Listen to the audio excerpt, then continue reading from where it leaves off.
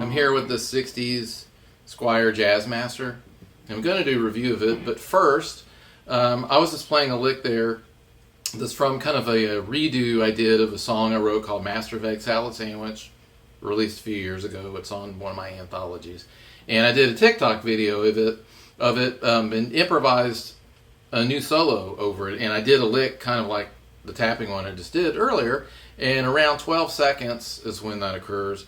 One of the viewers asked me to do a tutorial of it. And to be honest, I improvised a lick. And I'm going to kind of show you what I did, but I don't know if I could even play exactly what I played. Because again, I improvised it and, So, but it's this tapping lick going down the E major scale basically. I tapped 7th fret, 2nd string, and then I'm pulling off the 5th fret and 4th fret on the 2nd string.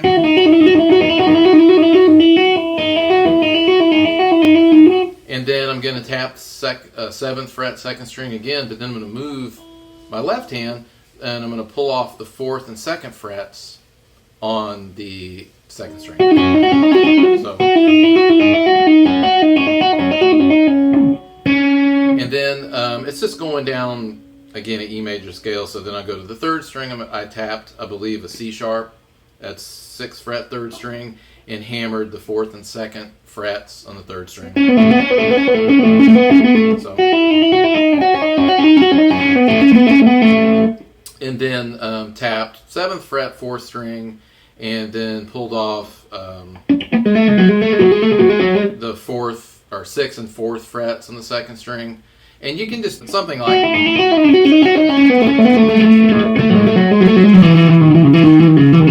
you can do that on every string. Like if you go to the 5th string, you can tap the 7th fret, 5th string, and pull off the D sharp and C sharp, which is 6th and 4th fret on the 2nd string, or you can move down to the 4th and 2nd fret on the 5th strings.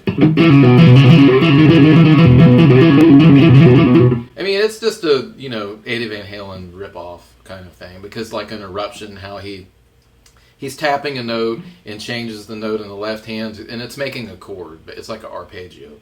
So that's what I did. I hope that helps. And if you have any other questions about anybody has any other questions about it, I'll do my best to answer it. But that's essentially what it is.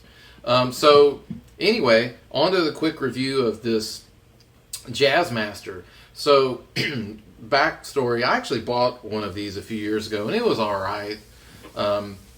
Squiers are, they're the lower end Fender, and I guess on the one hand you could say you get what you pay for and all that stuff.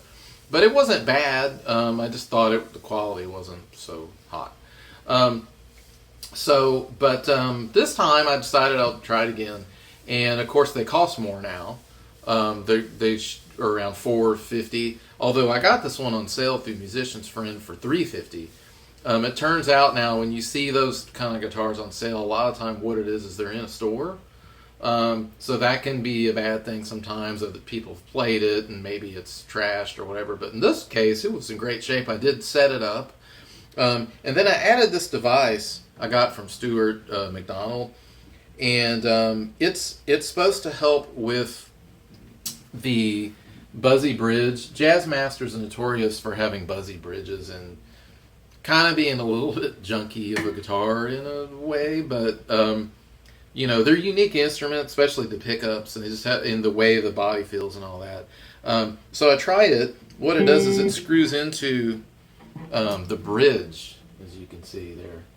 There's also a hole here. That's for some of the Jazzmaster tailpiece have a button to lock the tremolo thing, I guess to make the tuning better or something. This one doesn't have that, but that's why that hole's there.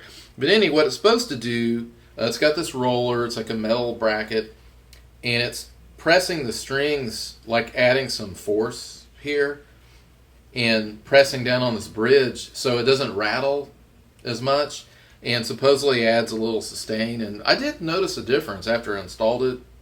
The bridge really isn't very buzzy. So these are about $27.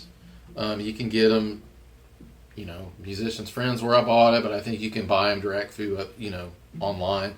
But I reckon if you have a Jazzmaster, try one of these. It's real easy. You just unscrew these two screws on the bridge and screw it in.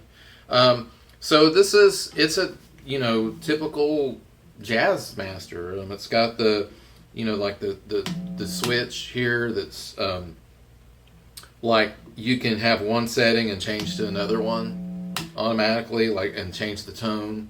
And it's a very comfortable guitar to play. I think it sounds really good. But what I was going to say is the quality of this is much better than a few years ago when I bought one. I think they're made in Indonesia and really have improved. And to be perfectly honest, really, if you want a Jazzmaster, just get one of these. And if you want an American one, that's fine. But you're going to pay a hefty dollar for those. And I don't know if it's worth it or not. But for the purpose of just having a Jazzmaster, these are great. I think it's a really high quality guitar. I did have to set it up a little bit, adjust the neck. You can lower the bridge in the Jazzmaster with an Allen wrench, and that worked great. But I'm just going to go through some sounds I'll start with kind of an overdriven sound. And it's got the typical 60 cycle hum that a single coil has.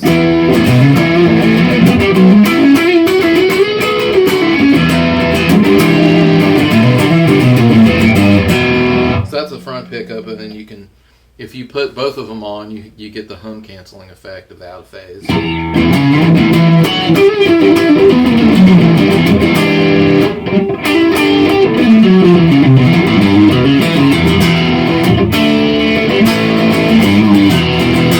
And then your bridge pickup.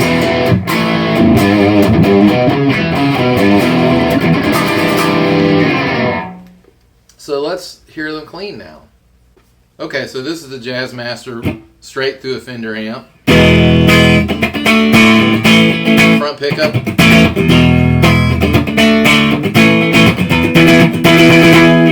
Now let's try with both pickups, the neck and bridge.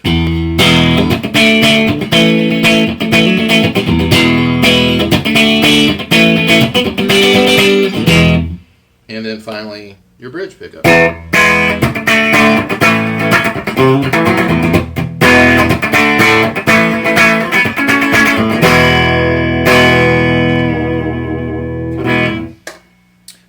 So that's kind of an overview of this guitar. The tremolo actually works pretty good on this guitar. Offset guitars are really interesting, by the way.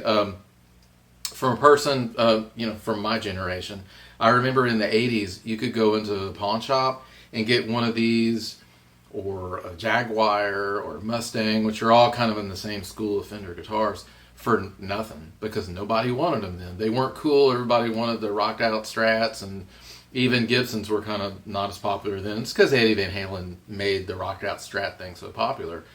But now, of course, they're so popular, and if you have a vintage one, it's worth a lot and all that. But just my opinion, you don't, for this instrument, for a Fender Jazzmaster kind of guitar, the Squier it's really high quality. I like it. I think it's really would suit you well. If you get the American one, of course you're paying for its better fret job and playability and all that. But I think this one plays great. I like it. So I hope you enjoyed this review. And for my TikTok viewer, I hope that little tutorial helped you with that. It's kind of the gist of it. But so thanks for watching, and have a good one.